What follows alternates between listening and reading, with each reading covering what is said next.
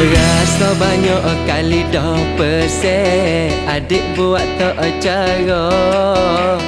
Jangan adik dengar kata orang, kalau dik tak tahu cerita. Kadang-kadang